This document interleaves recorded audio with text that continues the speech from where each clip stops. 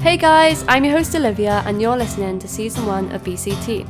We are the Christian podcast that enables you guys to hear people from all different backgrounds talking about their real life stories of radical change. Follow and subscribe so you never miss an episode. For those of you who don't know, at the start of each episode I tell you guys a fact about myself so you get to know me more and more. Today's fact is that I actually have never watched the film Bambi, and it's gone so long now that it's like one of my most interesting facts, so I never want to watch it. And so many people say don't watch it because it's too sad, and I'm a crier, so.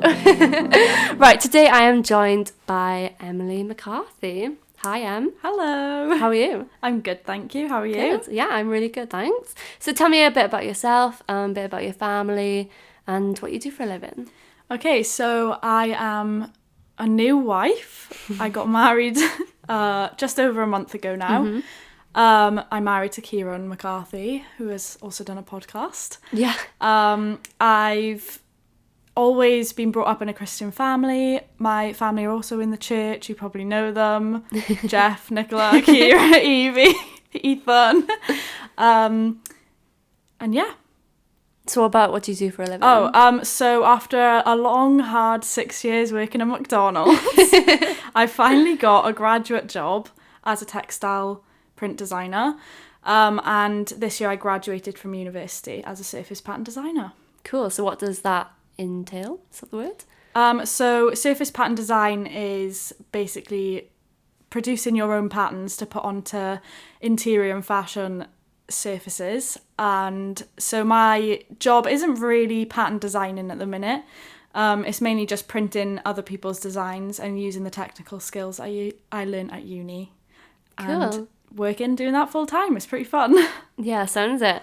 So let's just go straight into it then. Yeah. When did you become a Christian? So like I said earlier, I've always been brought up in a Christian home environment, and I've always gone to church ever since I was born. And yeah, so I've always known about God. I've always known who God is. I've known all of the like Sunday school stories. And yeah, so when I became a teenager, it started getting a bit harder when I started going into different friendship groups and went to like secondary school, and the world just became a bit bigger and you get little insights into other things in life. So I became a Christian at 17. Okay. So yeah, shall I like explain? Yeah, go for it. So when I got to secondary school, my friendship group was quite a negative place. It wasn't, no one in my group was Christian. They weren't the nicest of people, which meant I wasn't the nicest of people either. We all we were good friends with each other, but we weren't very nice to other people, I guess, which I didn't realise until I came away from that sort of group. Mm-hmm. So growing up, I went to a few different churches and I never really had friends. I had friends, but not like solid friendships in those churches, so I never really knew what a Christian friendship was like. Yeah. So when we moved to Baglan when I was about 15, I made different friends. My best friend is Chloe, for those who don't know. It was very different to the friendships I had in school, with like school best friends and things. So yeah, by the time I was 17, I had gone through the whole of secondary school with this friendship group. And towards the end of school, so like year 10, 11, that's when me and Chloe started getting stronger in our friendship, and I realised that the friendships were so different. And then I went to a youth camp called Soul Survivor, which used to run. I'd been about 5 times before, I think, and this time it was the hardest point in school and my friendship, and I just realised that it wasn't the right friendship group that I should be in if I wanted to be a Christian. So I think I was listening to one of the sermons in Soul Survivor and listening to the songs, and it really hit me hard that I really had to like choose what path I wanted to go down. It was like a sort of alternatum, if that's the right word. Yeah. Of like, you choose this path where you're going to go down a path of, thankfully it was before I was 18, so we hadn't started like going out to like town and clubbing and things like that. Yeah. It was either I choose that path where I know it would have gone to like town clubbing, drinking, partying, staying out late, doing all sorts of things that you shouldn't be doing really, or I choose my friendship, my Christian friendship, where I was growing in my faith and learning more about God, being nicer to people and really strengthening my relationship with God as well. And yeah, I really had to make the decision there. So it was really hard, and I remember it was like a very emotional time. And it took me a few months to realise what had gone on, and that was the decision I needed to make. But yeah, by the time I was 17 in sixth form, in the first few months, it really hit me that I needed to change for the better, and I needed to focus on God more than my friendships with the school friends. So yeah, it was a long sort of process, but I think it was definitely at Soul Survivor when I made that decision. But it wasn't a straight away thing that changed. It took a bit of time to it's hard, isn't it? to remove myself from those situations and find new friends and, you know, keep going. But it was definitely with the help of like prayer and knowing that I had friends, Christian friends around me who were praying for me and helping me and supporting me, really helped as well. So I'm glad I chose that path, and I'm still on that good path. That's good. With God. Amazing. So members of the church will know that you went on a mission trip. Yeah. I'm not sure how long ago. When was it? Oh, it was 2019. So wow. It was oh my gosh. year Oh yeah, before because oh my COVID. gosh. Yeah, of course. Just. Wow. So let's just talk a bit about your mission trip. So how did you come across mission? And how did you decide that it was something that you wanted to do? Okay, so obviously been in church my whole life. I've heard of people and different like groups going away doing mission trips before, and it was always something that I was interested about. I didn't quite understand it at first. And yeah, so I was always interested about it. I loved hearing people's stories and what they've been up to, and travelling has always been something that I just kind of always have loved the idea of. So talking about Soul Survivor previously, when I was growing up and going to these camps, they'd always have like little stalls around, and they would have like flyers and leaflets and stuff about gap years. So sometimes they'd be like, do you want to do a gap year? And I was like, I'm in year 9, so that is a long time away. I can't do that yet. I wish. But yeah, so I always knew about it, it was an opportunity to do something like that. And I remember when I was in year 10 and 11, Baglan were doing trips to Africa in the Easter holidays, but it was around exam time, so I could never go. And I think when I was old enough to go, they had stopped them. Okay. So I knew that it was something I wanted to do. I loved the idea of going away and helping like people out, and you know, just talking about your faith and seeing what other people's faith is like in different countries and how they worship, and even just telling people who don't know anything about God, telling them about him. And yeah, it was always something that intrigued me. So I think it was that year that I went to Soul Survivor when I had become a Christian. I picked up a flyer from BMS World Mission. And I remember you could fold it into a paper aeroplane, and I thought nothing of it at first. I just picked up every flyer that was going because I knew it was something I would like to do in the future. And then it was something that I was always praying about, and if the right opportunity came up, then I would be able to do it. So it got to like the point in A levels where they start saying about university, and I was always like, oh, I feel a bit weird that I don't really want to go to uni. I was like, I just want to take a step back from education. Yeah. And not many people did that from my school. Not many people did gap years, especially Christian gap years. So no one really understood what I was on about when I was saying to them. Yeah. And the school weren't really willing to help me with figuring it all out. So I'm glad I picked up some of the flyers from Soul Survivor, because I knew it was definitely a thing that you could do. Yeah. And then I just started searching and looking up Christian gap years, but yeah, there were a few that came up, but I had, not realising that I had picked up the BMS flyer, I saw the BMS World Mission Action Teams, and I was like, I think that's the one that I want to do. It seemed the best, like looking at the money side of things and the way that you fundraise, it all just seemed to be the best option for me. So I was just continuously praying about it. I was the only person that I knew of my age doing anything like this, so I didn't really know what to do. So it was a lot of prayer and like talking to my family. I remember Neil coming round and talking to me about it as well. And yeah, there were definitely a lot of people praying for me about it as well. And I applied to it, and that was the only one I applied to.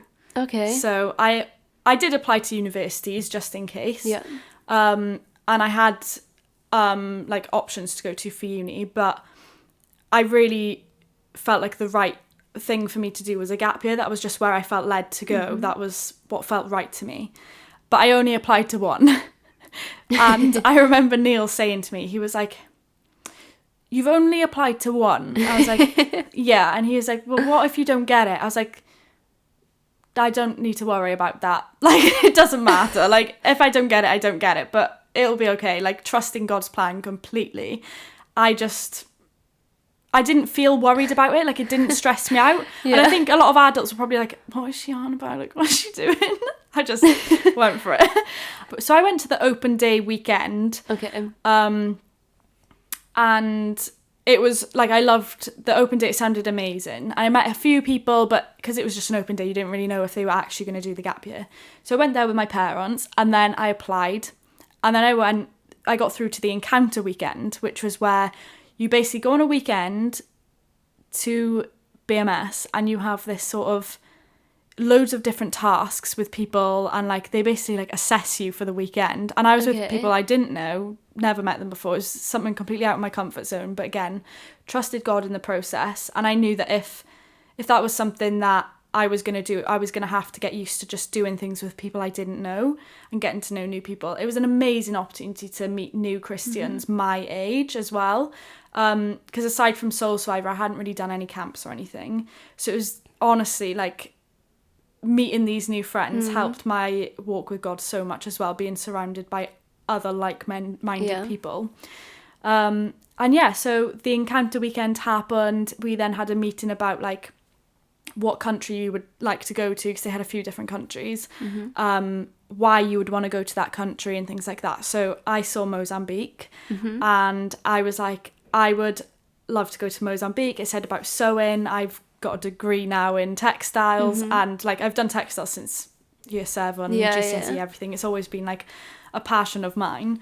And yeah, I just had my heart and mind set on Mozambique, and I was like, obviously it's God's plan. Like whatever happens, if I was going to go to France, then I'd be going to France. Like wherever God wanted me to go at that point in time, that's where I was going to go. So yeah, and then I just had to sit and wait like for a few weeks to see if I got a place and to see where I was going.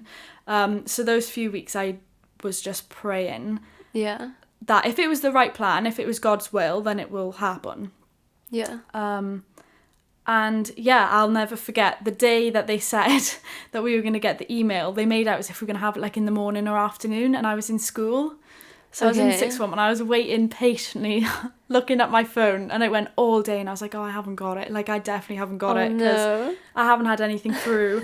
I just remember, like, sitting in my room, and I got this email, and I literally screamed. Like, I was like, oh my gosh, I'm going to Mozambique. And my parents are like, what? Like, that's literally the place that you were like, that's where I want to go. But, like, that's where I felt like would have been the best place, like the most suited to my skills. And yeah, it was incredible, and it that was just the start of seeing God's plan pan out throughout the whole experience. I don't know if you remember every sort of hurdle that me and my team had to go through, but yeah, honestly, the mission trip it's changed my life, and it changed the way that I just live, my walk with God, my trust in God in like any circumstance, no matter how big, how small, like, and just not knowing, like, before I went on this mission trip, I didn't really have to deal with the unknown and not knowing what could happen next, like basically living every day as like, what is going to happen tomorrow, which obviously we're not meant to know what is going to happen tomorrow. but it really opened my eyes to trusting in God and seeing where his path can take you. So yeah, I won't go into my whole experience because I'll be here for hours. You'll have to come back. Yeah, there was a lot of hurdles. We were in Portugal for 2 months, then we went to Africa for 4, had to get sent home early because of COVID, couldn't finish the whole programme, couldn't get visas, blah, blah, blah, blah. Endless. Big stress, but trusting in God. And I was so calm and chilled the whole time because I was like, it's God's plan. God's got it. We've come this far. That's the best way to be. Yeah. So what was your favourite part about your experience then? And what would you say to people who are maybe wanting to try it for themselves? So I think obviously my favourite part of the whole experience as a whole is learning and growing so much in my faith and my relationship with God. Genuinely, like, that strengthened my relationship with him so much. And it's incredible to look back on now and just remembering how much he had a plan and he knew exactly what was going to happen every step of the way. Obviously, there's other parts as well, which my favourite bits, like getting to know new people, experiencing new cultures, being, although it was stressful at times, like becoming a primary school teacher when I was 18 and just out of school, and I wasn't qualified for that. I didn't even want to be a teacher. I was like, what? Just being able to like form those relationships with the little children and, you know, like seeing their faces when you walked into the classroom and being able to teach them maths and English in really fun ways. And just being able to make relationships and friendships with people, because we were also youth leaders in the international church. And, you know, it like just being able to talk to the other youth about faith. And there was one point where we had like a youth session where it was like they brought their parents along as well, and we had these really good like different circle chats going on, and we would have a talk and then we'd go away and discuss it. And honestly, some of the questions that like even the parents were asking me, I was like, oh, I don't really know how to answer this, but the discussion was just incredible. Like just talking about faith and God and helping those who didn't really understand and like teaching them. Yeah, it was just amazing. Sounds incredible. Yeah, it was. So here's like the big question though. Would you do it again? Like, I know you do little trips, but would you do another big trip? Yeah, so obviously Romania, I haven't spoken about Romania at all. Oops. That's another like week trip that we do every year in Baglan. Hospices of Hope, shout out to you guys. And I just love going back because it is just for a week, but honestly, again, like seeing those kids there and seeing how happy they are and how much they love joining in with the Christian songs and the stories that we tell them, and you know, just being able to help people and help them enjoy a holiday club is just so much fun. So yeah, I would definitely love to do another longer term mission trip. It's something that Kieran and I are praying about, and if it's somewhere like that God wants us to be, and he'll lead us there. But yeah, it's definitely something that we've spoken about before, and if the opportunity came up and it was the right time and God's plan and God willing, we would definitely be likely to go away somewhere. And even if it was a mission in the UK, it doesn't have to be abroad, you know. But yeah, it's definitely something that I would love to do again, and I know Kieran is definitely interested in doing as well. Yeah, if other people wanted to do mission trips and if they asked me like, would you recommend it, 100%. I would.